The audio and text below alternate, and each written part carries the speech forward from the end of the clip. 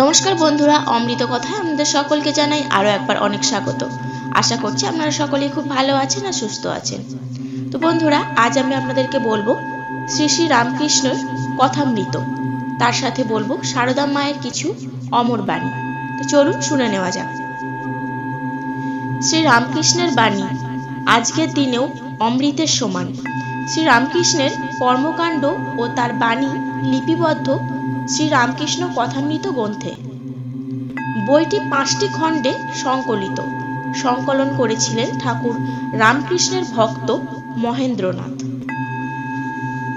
1853 সালের 22শে ডিসেম্বর, বাংলা পঞ্জিকা অনুসারে 1260 সনের 8ই পৌষ, কৃষ্ণা সপ্তমী তিথিতে বাঁকুড়া জেলার জয়রামবাটি গ্রামে জন্ম হয় সারদা দেবী।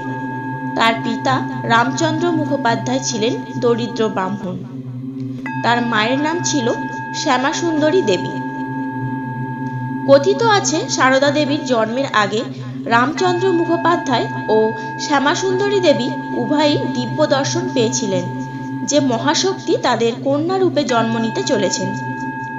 1859 সালে তৎকালীন প্রথা অনুসারে মাত্র 5 বছর বয়সে রামকৃষ্ণ পরমহংস দেবের সঙ্গে তার বিবাহ সম্পন্ন হয়। 1872 সালে দক্ষিণেশ্বরের স্বামীর নিকটে থাকতে আসেন সারদা দেবী। শ্রী রামকৃষ্ণ তাকে আধ্যাত্মিক জীবনের প্রয়োজনীয় জ্ঞান ও পরামর্শ দান করেছিলেন।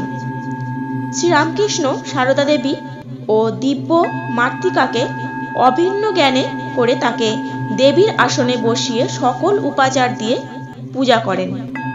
প্রয়াত হলে তার ধর্ম আন্দোলনকে আরও এগিয়ে নিয়ে যান সারদা দেবী।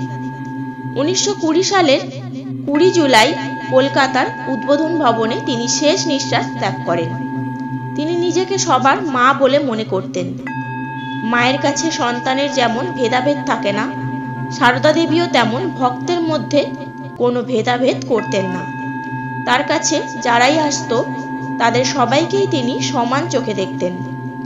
সারদা মায়ের বাণী: যদি শান্তি চাও তাহলে কারোর দোষ দেখো না, দোষ দেখবে নিজের। জগৎকে আপনার করে নাও, কেউ পর নয়, এই জগৎ তোমার। আমি সত্যিকারের মা, গুরুপত্নী নই, পাতানো মা নই, কথার কথা মা নই, সত্যিকারের জননী। ভালোবাসা দিয়ে সব কিছু হয়, জোর করে কায়দায় ফেলে কাউকে দিয়ে কিছু করানো যায় না।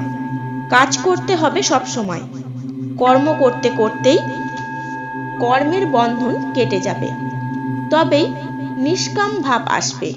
কাজ ছেড়ে এক দণ্ড থাকা উচিত নয়। ভাঙতে সবাই পারে, কিন্তু করতে পারে কজন?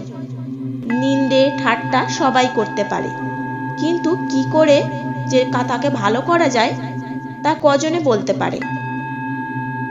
এই কলিযুগে শুধু সত্যের আঁট থাকলেই ভগবানকে লাভ করা যায়। ঠাকুর বলতেন, যে সত্য কথাটি ধরে আছে সে ভগবানের কোলে শুয়ে আছে। যত বড় মহাপুরুষই হন, দেহ ধারণ করে পৃথিবীতে এলে দেহের ভোগটি সবই নিতে হবে। তবে পার্থক্য এই যে ওরা যান হেসে হেসে, মৃত্যুটা যেন ওদের কাছে খেলা। তো বন্ধুরা, আজ আমার ভিডিওটি আমি এখানেই শেষ করলাম। দেখা হবে আবার একটি পরবর্তী ভিডিওতে। ততক্ষণের জন্য ভালো থাকবেন, সুস্থ থাকবেন।